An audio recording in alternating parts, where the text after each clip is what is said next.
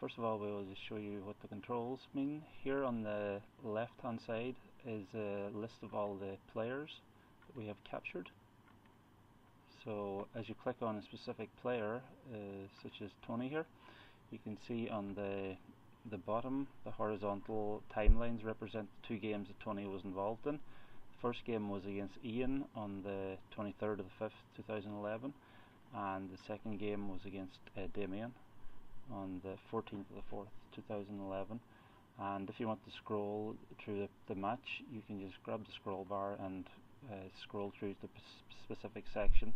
The yellow and red horizontal rectangles represent games, so this would be just the end of the first game here where they take a break, and then this is the second game here and third, and so on.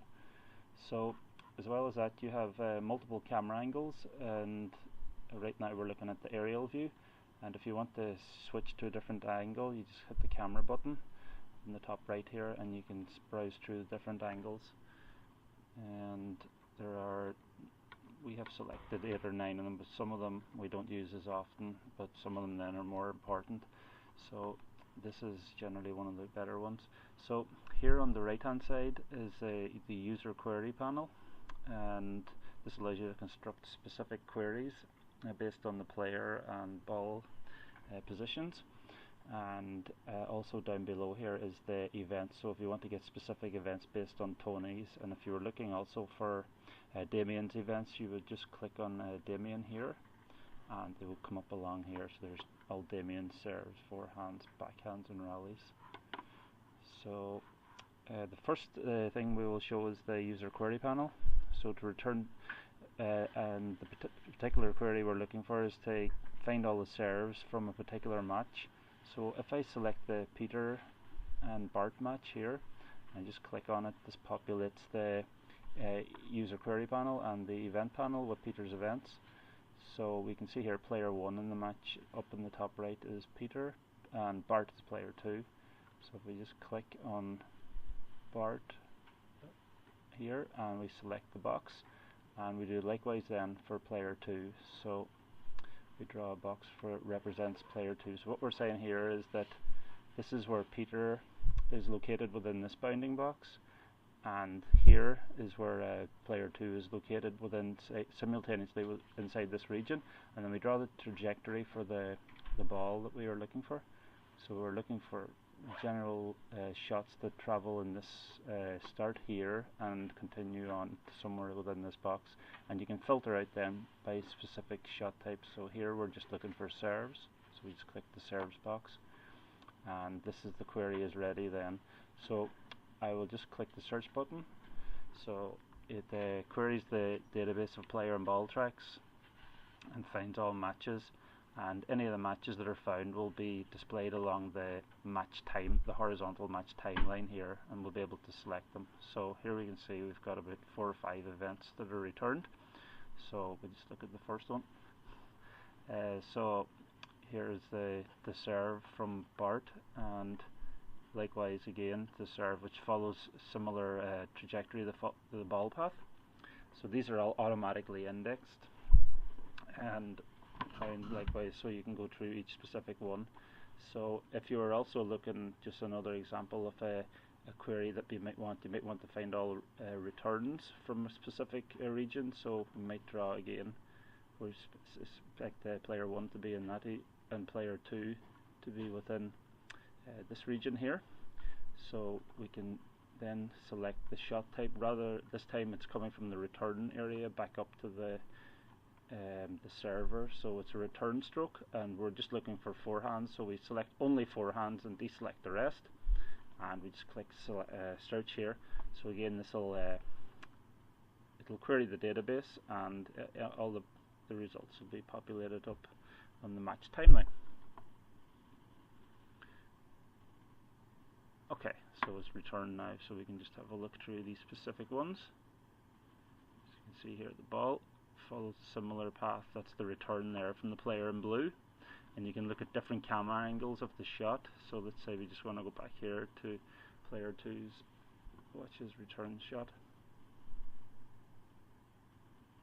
like so. So here's another example. And like so the coach can work on particular, if he's looking to change the style that the player is using, they can use this here. It's an assistive tool that the coach can use. Okay, so another example of the types of events that you can automatically retrieve with the MatchPoint system. If you were looking to, within the events panel for example, you have a list of different types of shots, and you can, down the bottom here, you can select particular types of rallies. So if you're looking for a rally that's greater than n number of shots, ending with Peter playing, for example, any type of shot, you can just select here and find. So I'll give you an example here, and we'll just use a different match. So in this event we're going to look for Edmund playing against Dave in February. So we just select the different match. Here we go. So I'll select one of the camera angles that are more useful, and here, so we can select here. So let's say we're looking for a rally, all the rallies that were greater than 4 strokes, ending with Edmund playing a forehand into out, which hits the net. So we search the database here, and there's one returned. So it'll just be the second time here, hopefully. And that's the 4th one, which hits the net.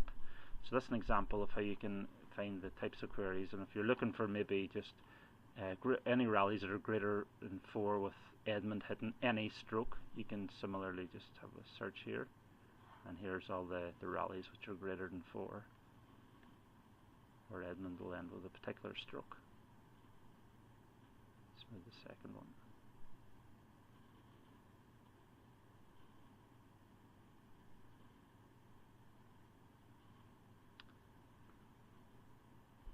And on it goes. So in this case, quite a big rally. It's just, and finally, okay. So I want to just have a quick demo of the events panel. So there are particular trends. If you're looking for to find some sort of tactical analysis that might, by automatic indexing of the events, how can we assist coaches and finding tactics that might help them? Well, one example that we have found from one of our more advanced matches between Tony and Ian is here. If you look at for Ian's tennis events, if you look at his first serves made, he does quite well on first serves made, but also in the first match he misses quite a few first serves. So by looking through the example, this is Ian's first match where he serves. Tony served the first match, and on match 2 it was served by Ian, and quite often he's hitting the net, or he's just hitting it outside the service box. So there could be an example there of something that maybe Ian would maybe need to spend more time practicing serves at the beginning of the match. And all these events here, we automatically retrieve the first serves made and missed, so it's something that may be of use to him, a coach to know about, and something for Ian to be aware of also. So that just concludes the brief overview of the MatchPoint system. Thank you.